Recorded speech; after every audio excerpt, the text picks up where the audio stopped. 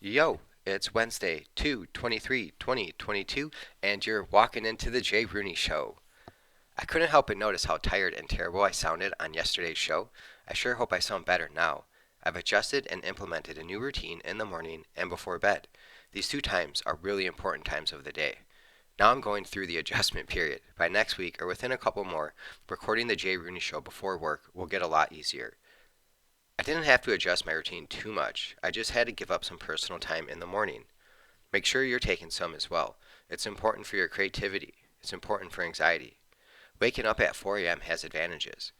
I get to move at my own pace, enjoy my coffee, take my dog to the park, play with him when we get home. See, I only eat twice a day, so getting up early allows me to make a large, healthy breakfast. This is crucial to your day. I'm not saying you have to eat first thing in the morning. On days off, I often wait until 11 or noon before I'll eat, even on work days. I've been up for a few hours, and I typically have put in about 3 to 5 miles with my dog, but regardless of the time, I'll still make a really healthy meal. My day allows this. If yours doesn't, make sure you plan ahead. If you ate late before bed and you're not hungry in the morning, just make sure you've prepped food the night before or that morning for when you will be hungry. Intermittent fasting is healthy if done right. We'll cover that topic another time. Anyways, I clean myself up, put on my work clothes that I put out the night before, prep for the show, edit my notes from the previous night, and then it's showtime. I will repeat this same routine every morning.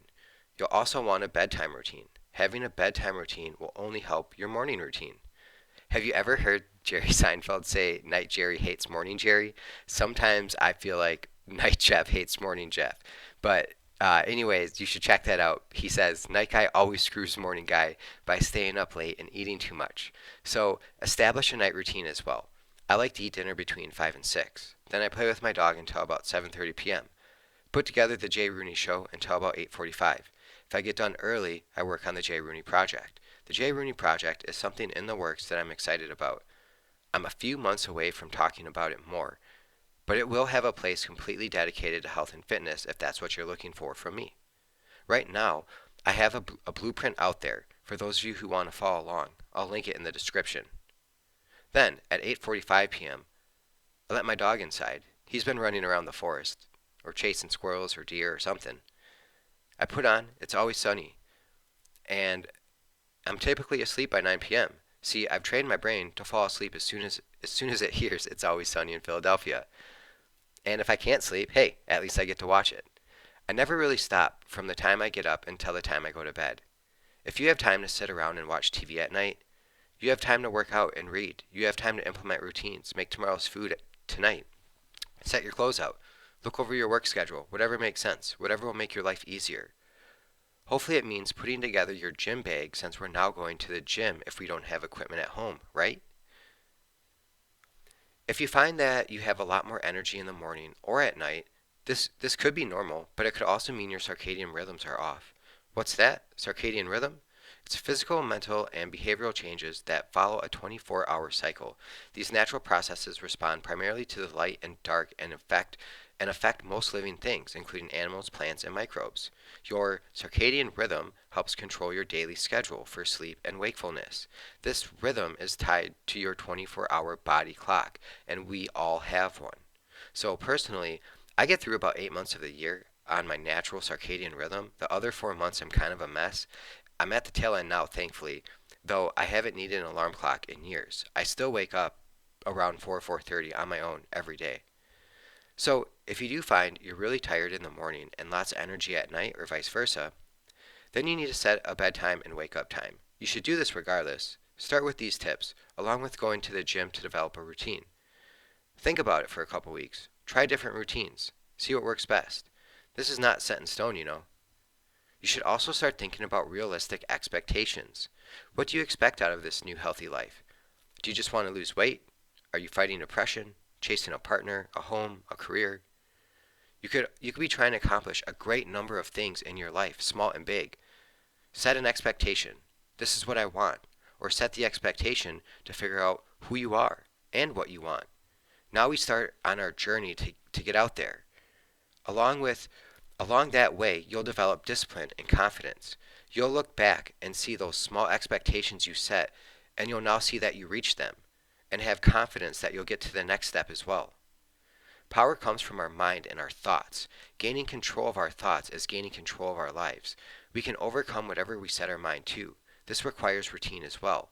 You must get into the routine of controlling your thoughts, to fixate on what you want, what your goals are, those expectations you set for yourself, to shoot down negative thoughts, insecurities, and fear. You have to think strong to be strong. Thinking confidently will allow you to act with confidence. A book I want to recommend today is called As a Man Thinketh. And if you are staring at my ugly face right now, you can see the book. I'm holding it up. This book is really for men and women. So ladies, don't be turned off by the name. It's all about your thoughts. It's a short, easy read, and I've read it twice myself. It's one of those books that's good to pick up again from time to time. I'm sure I'll read it again. Something else you can do to help control your thoughts, something I would add to the routine, something called meditation.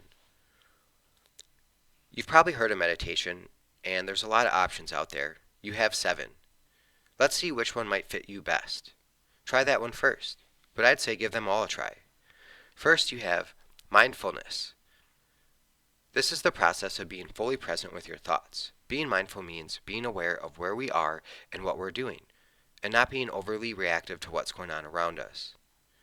Transcendent meditation is a simple technique in which a personally assigned mantra, such as a word, sound, or small phrase, is repeated in a specific way. It's practiced 20 minutes twice a day while sitting comfortably with your eyes closed. Then we have guided meditation, which is sometimes also called visualization, is a method of meditation in which you form mental pictures or situations that you find relaxing. Personally, I practice visualization all the time.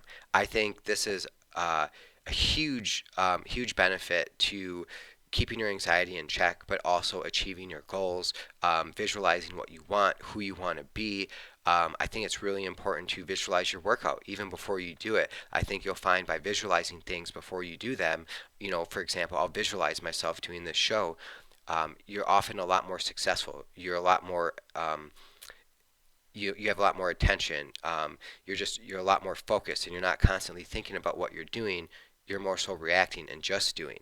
So I think a lot of us are constantly doing guided meditation through visualization throughout the day without even realizing it.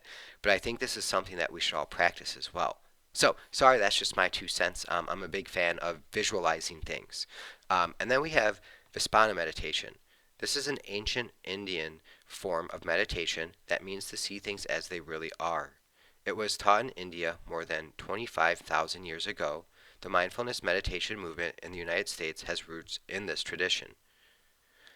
We also have metta meditation, also called loving kindness meditation, is the practice of directing well wishes towards others.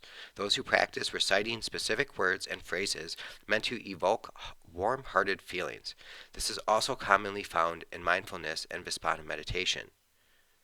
Chakra is an ancient Sanskrit word that translates to wheel and can be traced back to India. Chakras refer to the centers of energy and spiritual power in the body. They are thought to be 7 chakras. Each chakra is located at different part of the body, and each has a corresponding color. I do plan on learning a lot more about chakras. It's something that I'm really intrigued by, and perhaps I'll do a show on that someday. And then we have, last but not least, the one that is probably most popular, is yoga. The practice of yoga dates back to ancient India.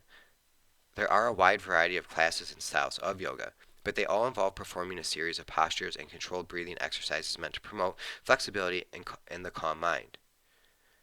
So, as you go throughout your day today and the rest of the week, think about different types of meditation and try them. You can try a different one each morning or each night or at lunch or right before a meeting.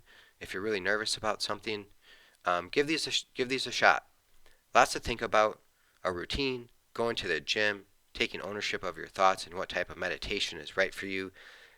Maybe this is the distraction we all need right now. A lot is happening at home and abroad. It's important we stay calm and collected. Sometimes when I come out of meditation, I feel as if I can understand those around me, or feel more accepting and inviting of those around me. A couple episodes ago, I brought up Kali Yoga. Wrapped up in that is the belief that when people stop doing yoga or meditation, people start hating each other. And we are living in a world where sometimes this is seen as a religious thing, and for whatever reason, religious things or things related to religion just have a negative connotation around them. So if you think all that's a lot to think about, just wait until tomorrow's show. I can't wait for tomorrow's show. Monday through Saturday on YouTube and Rumble. Jay Rooney Show.